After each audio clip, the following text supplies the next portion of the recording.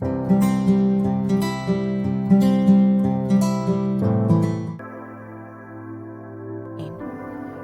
by Andrea Fiore. Chapter 7. Some Laws of Health and Beauty. Your thoughts shape your face and give it its particular expression. Your thoughts determine the attitude, carriage, and shape of your whole body. The law for beauty and the law for perfect health is the same. Both depend entirely on the state of your mind, or in other words, on the kind of thoughts you put out and receive. Ugliness of expression comes of unconscious transgressions of a law, be the ugliness in the old or the young. Any form of decay in a human body, any form of weakness, anything in the personal appearance of a man or woman which makes them repulsive to you, is because of their prevailing mood of mind that has made them so. Nature plants in us what some call instinct, what we call the higher reason, because it comes of the exercise of a finer set of senses than our outer or physical senses, to dislike everything that is repulsive or deformed, or that shows signs of decay. That is the inborn tendency in human nature to shun the imperfect, and seek and like the relatively perfect. Your higher reason is right in disliking wrinkles or decrepitude, or any form or sign of the body's decay, for the same reason you are right in disliking a soiled or torn garment. Your body is the actual clothing, as well as the instrument used by your mind or spirit. It is the same instinct, or higher reason-making, you like a well-formed and beautiful body, that makes you like a new and tasteful suit of clothes. You and generations before you, age after age, have been told it was an inevitable necessity, that it was the law and in the order of nature for all times and all ages, that after a certain period in life your body must wither and become unattractive, and that even your minds must fail with increasing years. You have been told that your mind had no power to repair and recuperate your body, to make it over again, and make it newer and fresher continually. It is no more in the inevitable order of nature that human bodies should decay, as people's bodies have decayed in the past, that the man should travel only by stagecoach, as he did 60 years ago, or that messages could be sent only by letter, as they were 50 years ago, before the use of electric telegraph, or that your portraits could only be taken by a painter's brush, as they were a half-century ago, before the discovery that the sun could imprint an image of yourself, an actual part of yourself, on a sensitive surface prepared for it. It is the impertinence of a dense ignorance for any of us to say what is in or what is to be in the order of nature. It is a stupid blunder to look back at the little we know of the past and say that it is the unerring index finger telling us what is to be in the future. If this planet has been what geology teaches it has been, a planet fuller of coarser, cruder, and more violent forces than now, abounding in forms of coarser vegetable, animal, and even human life and organization than now, of which its present condition is a refinement and improvement as regards vegetable, animal, and man. Is not this the suggestion, the hint, the proof, of still greater refinement and improvement for the future, a refinement and improvement going on now? Does not refinement imply greater powers, as the greater power of the crude iron comes out in steel? And are not these greater, and as yet almost unrecognized powers, to come out of the highest and most complex form of known organization, man, and are all of man's powers yet known? Internally, secretly, among the thinking thousands of this and other lands, is this and many other questions now being asked. Why must we so wither and decay, and lose the best that life is worth living for, just as we have gained that experience and wisdom that best fits us to live? The voice of the people is always at first a whispered voice. The prayer or demand or desire of the masses is always at first a secret prayer, demand, wish, or desire, which one man at first dare scarcely whisper to his neighbor for fear of ridicule. But it is the law of nature that every demand, silent or spoken, brings its supply of the thing wished for in proportion to the intensity of the wish, and the growing number so wishing, who, by the action of their minds upon some one subject, set in motion that silent force of thought, not as heeded in the world's schools of philosophy, which brings the needed supply. Millions so wished in silence for means to travel more rapidly, to send intelligence more rapidly, and this brought steam in the electric telegraph. Soon other questions and demands are to be answered, questions ever going out in silence from the multitudes, and, in answering them, in at first attempting to carry out and prove the answers and the means shown to accomplish or realize things many deemed impossible or visionary, there will be mistake and stupidity, and blunder and silliness, and breakdowns and failures, and consequent ridicule, just as there were 10 smashes on railways and 10 bursted boilers in the earlier era of the use of steam to one of today. But a truth always goes straight ahead, despite mistake and blunder, and proves itself at last. There are 2 kinds of age, the age of your body and the age of your mind. Your body, in a sense, is but a growth, a construction of today, and for the use of today. Your mind is another growth or construction, millions of years old. It has used many bodies in its growth. It has grown from very small beginnings to its present condition, power, and capacity in the use of these many bodies. You have, in using these bodies, been far ruder and coarser than you are now. You have lived as now you could not live at all, and in forms of life or expression very different from the form you are now using. And each new body or young body you have worn has been a suit of clothes for your mind, and what you call death has been and is but the wearing out of this suit through ignorance of the means, not so much of keeping it in repair as of building it continually into a newer and newer freshness and vitality. You are not young relatively. Your present youth means that your body is young. The older your spirit, the better you can preserve the youth, vigor, and elasticity of your body. Because the older your mind, the more power has it garnered from its many existences. You can use that power for the preservation of beauty, of health, of vigor, of all that can make you attractive to others. You can also unconsciously use the same power to make you ugly, unhealthy, weak, diseased, and unattractive. The more you use this power in either of these directions, the more it will make you ugly or beautiful, healthy or unhealthy, attractive or unattractive. That is, as regards unattractiveness for this one existence. Ultimately you must, if not in this, in some other existence, be symmetrical, because the evolution of the mind, of which the evolution of our bodies from coarser to higher forms is but a crude counterpart, is ever toward the higher, the finer, the better, and happier. That power is your thought. Every thought of yours is a thing, as real as though you cannot see it with the physical or outer eye, as a tree, or a flower, or a fruit. Your thoughts are continually molding your muscles into shapes and manner of movement in accordance with their character. If your thought is always determined and decided, your step in walking will be decided. If your thought is permanently decided, your whole carriage, bearing, and address will show that if you say a thing, you mean it. If your thoughts are permanently undecided, you will have a permanently undecided gesture, address, carriage, or manner of using your body, and this, when long continued, will make the body grow decidedly misshapen in some way, exactly as when you are writing in a mood of hurry. Your hurried thought makes misshapen letters and sometimes misshapen ideas, while your reposeful mood or thought makes well-formed letters and graceful curves, as well as well-formed and graceful ideas.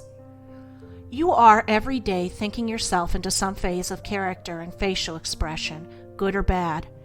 If your thoughts are permanently cheerful, your face will look cheerful. If most of the time you are in a complaining, peevish, quarrelsome mood, this kind of thought will put ugly lines on your face. They will poison your blood, make you dyspeptic, and ruin your complexion, because then you are in your own unseen laboratory of mind, generating an unseen poisonous element, your thought, and as you put it out or think it, by the inevitable law of nature it attracts to it the same kind of thought element from others. You think or open your mind to the mood of despondency or irritability, and you draw more or less the same thought current from every despondent or irritable man or woman in your town or city. You are then charging your magnet, your mind, with its electric thought current of destructive tendency, and the law and property of thought connects all the other thought currents of despondency or irritability with your mental battery, your mind. If we think murder or theft, we bring ourselves by this law into spiritual relationship and rapport with every thief or murderer in the world. Your mind can make your body sick or well, strong or weak, according to the thought it puts out and the action upon it of the thought of others. Cry fire in a crowded theater and scores of persons are made tremulous, weak, and paralyzed by fear. Perhaps it was a false alarm. It was only the thought of fire, a horror acting on your body that took away its strength. The thought or mood of fear has in cases so acted on the body as to turn the hair white in a few hours. Angered, peevish, worried, or irritable thought affects injuriously the digestion. A sudden mental shock may lose one's whole appetite for a meal or cause the stomach to reject such meal when eaten. The injury so done the body suddenly, and in a relatively few cases by fear or other evil state of mind, works injury more gradually on millions of bodies all over the planet.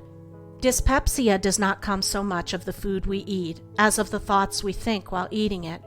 We may eat the healthiest bread in the world, and if we eat it in a sour temper, we will put sourness in our own blood, and sourness in our stomachs, and sourness on our faces. Or if we eat it in an anxious frame of mind and are worrying all the time about how much we should eat or should not eat, and whether it may hurt us after all, we are consuming anxious, worried, fretful thought element with our food, and it will poison us. If we are cheerful and chatty and lively and jolly while eating, we are putting liveliness and cheer into ourselves and making such qualities more and more a part of ourselves. And if our family group eat in silence or come to the table with a sort of forced and resigned air as if saying each one to him or herself, well, all this must be gone over again, and the head of the family buries himself in his business cares or his newspaper and reads all the murders and suicides and burglaries and scandals for the last 24 hours, and the queen of the household buries herself in sullen resignation of household cares. Then there are being literally consumed at that table, along with the food, the thought element of worry and murder and suicide, and the morbid element, which loves to dwell on the horrible and ghastly, and as a result, dyspepsia, in some of its many forms, will be manufactured all the way down the line, from one end of the table to the other. If the habitual expression of a face be a scowl, it is because the thoughts behind that face are mostly scowls. If the corners of a mouth are turned down, it is because most of the time the thoughts which govern the shape of the mouth are gloomy and despondent. If a face does not invite people and make them desire to get acquainted with its wearer, it is because that face is a sign advertising thoughts behind it which the wearer may not dare to speak to others, possibly may not dare to whisper to himself. The continual mood of hurry, that is, being in a mind or spirit in a certain place long before the body is there, will cause the shoulders to stoop forward, because in such mood you do literally send your thought, your spirit, your real though invisible self, to the place toward which your power, your thought, is dragging your body head first, and through such lifelong habit of mind does the body grow as the thought shapes it. A self-contained man is never in a hurry, and a self-contained man keeps or contains his thoughts, his spirit, his power, mostly on the act or use he is making at the present moment with the instrument his spirit uses, his body, and the habitually self-possessed woman will be graceful in every movement for the reason that her spirit has complete possession and command of its tool, the body, and is not a mile or 10 miles away from that body in thought, and fretting or hurrying or dwelling on something at the distance from her body. When we form a plan for any business, any invention, any undertaking, we are making something of that unseen element, our thought, as real, though unseen, as any machine of iron or wood.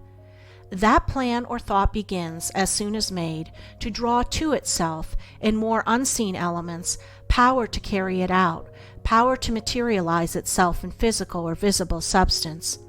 When we dread a misfortune, or live in fear of any ill, or expect ill luck, we also make a construction of unseen element, thought, which, by the law of attraction, draws to it destructive and to you damaging forces or elements. Thus the law for success is also the law for misfortune, according as it is used, even as the force of a man's arm can save another from drowning, or strike a dagger to his heart. Of whatever possible thing we think, we are building, in unseen substance, a construction which will draw to us forces or elements to aid us or hurt us, according to the character of thought we think or put out. If you expect to grow old and keep ever in your mind an image or construction of yourself as old and decrepit, you will assuredly be so. You are then making yourself so. If you make a plan in thought, in unseen element, for yourself, as helpless, as decrepit, such plan will draw to you of unseen thought element that will make you weak, helpless, and decrepit. If, on the contrary, you make for yourself a plan for always being healthy, active, and vigorous, and stick to that plan, and refuse to grow decrepit, and refuse to believe the legions of people who will tell you that you must grow old, you will not grow old. It is because you think it must be so, as people tell you, that makes it so. If you in your mind are ever building an ideal of yourself as strong, healthy, and vigorous, you are building to yourself of invisible element that which is ever drawing to you more of health, strength, and vigor. You can make of your mind a magnet to attract health or weakness. If you love to think of the strong things in nature, of granite mountains and heaving billows and resistless tempests, you attract to you their elements of strength. If you build yourself in health and strength today, and despond and give up such thinking or building tomorrow, you do not destroy what in spirit and as of spirit you have built up. That amount of elements so added to your spirit can never be lost, but you do for a time, in so desponding, that is, thinking weakness, stop the building of your health structure, and although your spirit is so much the stronger for that addition of element, it may not be strong enough to give quickly to the body what you may have taken from it through such despondent thought. Persistency in thinking health, or in imagining or idealizing yourself as healthy, vigorous, and symmetrical, is the cornerstone of health and beauty. Of that which you think most you will be, and that you will have the most of. You say, no, but your bedridden patient is not thinking, I am strong. He or she is thinking, I am so weak. Your dyspeptic man or woman is not thinking, I will have a strong stomach. They are ever saying, I can't digest anything, and they can't for that very reason. We are apt to nurse our maladies rather than nurse ourselves. We want our maladies petted and sympathized with, more than ourselves. When we have a bad cold, our very cough sometimes says to others unconsciously, I am this morning an object for your sympathy. I am so afflicted. It is the cold, then, that is calling out for sympathy. Were the body treated rightly, your own mind and all the minds about you would say to that weak element in you, get out of that body, and the silent force of a few minds so directed would drive that weakness out. It would leave as Satan did when the man of Nazareth imperiously ordered him. Colds and all other forms of disease are only forms of Satan and thrive also by nursing. Vigor and health are catching, also as well as the measles. What would many grown-up people give for a limb or two limbs that had in them the spring and elasticity of those owned by a boy of 12 years old, or two limbs that could climb trees, walk on rail fences, and run because they loved to run and couldn't help running? If such limbs so full of life could be manufactured and sold, would there not be a demand for them by those stout ladies and gentlemen who get in and out of their carriages as if their bodies weighed a ton? Why is it that humanity resigns itself with scarcely a protest to the growing heaviness, sluggishness, and stiffness that comes even with middle age? I believe, however, we compromise with this inertia and call it dignity. Of course, a man and a father and a citizen and a voter and a pillar of the state of inertia shouldn't run and cut up and kick up like a boy because he can't. Neither should a lady who has grown to the dignity of a waddle run as she did when a girl of 12 because she can't either.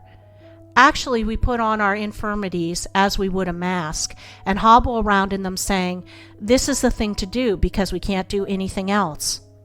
Sometimes we are even in a hurry to put them on, like the young gentleman who sticks an eyeglass to his eye and thereby the sooner ruins the sight of a sound organ in order to look bookish.